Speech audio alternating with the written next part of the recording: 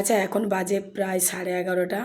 তো এখন আমাকে ভিডিও করতে হচ্ছে, তখন গলার অবস্থা বুঝতে পারছো। আমার পড়াশুনায় আমি সত্যি একটু খুব চাপের মধ্যেও রয়েছি। তো পড়াশুনো করতে করতে আমি দেখলাম একজনের রিলস। তো সে আর কেউ না, সে হচ্ছে আমাদের নন্দীগ্রামে বিরোধী রাজনৈতিক দলনেতা। বর্তমানে 2021 সালে মানুষের গণতান্ত্রিক ভোটার অধিকারকে চুরি করে উনি বর্তমান নন্দীগ্রামে ক্ষমতায় রয়েছেন। তো সেই এমএলএ বলছে যে সিঙ্গুরে টাটাকে নাকি মমতা বন্দ্যোপাধ্যায় তাড়িয়েছে। এটা আজকে করার কথা নয়, আপনারা অনেক দিন থেকেই দেখছেন যে ওনার একটা বক্তব্য যে সিঙ্গুর থেকে টাটাকে নাকি মমতা বন্দ্যোপাধ্যায় তাড়িয়েছে। উনি বিভিন্ন জনসভা থেকে এই বার্তাটা দিয়েছেন। আজকে আপনারা নিজেরাই দেখুন, টাটাকে তাড়ানোর জন্য শুভেন্দু অধিকারী একমাত্র দায়ী, নিজের মুখে স্বীকার করছে। দেখুন সেই ভিডিও। যেদিন আমরা টাটাকে তাড়িয়ে দিলাম, টাটা করে আমরা বলি তোমরা কি অধিগ্রহণ করবে না, নন্দীগ্রামের মানুষ জমি দেবে না। শিল্প আজ শ্মশান।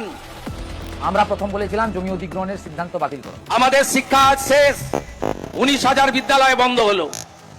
শিল্প আজ শ্মশান। যেদিন আমরা টাটাকে তাড়িয়ে দিলাম, টাটা করে সেদিনই শিল্পের কফিনের শেষ পেরেকটা পোতা হয়ে গেল। 6,888টা শিল্প চলে গেল।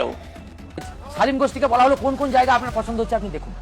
তিনি আঙুল নাড়িয়ে বললেন এই এই জায়গাগুলো আমার পছন্দ, আর সরকার সেই সেই জায়গাগুলো দেওয়ার মনস্থির করে ফেলল। সেই জায়গাগুলো চলে গেলে কত মানুষের ক্ষতি হতে পারে।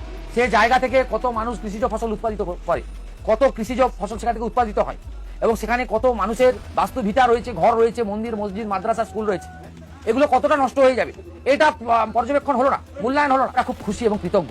এই আন্দোলন করতে গিয়ে সিপিএম পার্টির পোশাক ক্যাডারদের হাতে 7ই জানুয়ারি বিশ্বজিৎ ভরত সেলিমরা মারা গেল। এরপরেও প্রচুর মানুষ হতাহত হয়েছে। 14ই মার্চ এতগুলো মানুষ গুলি খেয়ে মারা গেল, তবুও কিন্তু মানুষের মনোবল এতটুকু ভাঙেনি। মানুষ এখনো ঐক্যবদ্ধ।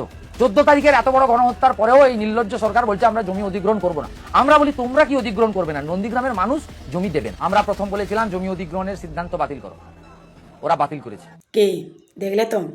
তো একটা কথা বলি, ভারতীয় জনতা পার্টির সব থেকে বড় মিথ্যেবাদী গুন্ডাবাজ যদি কেউ হয়ে থাকে তাহলে হচ্ছে এই ব্যক্তিটা।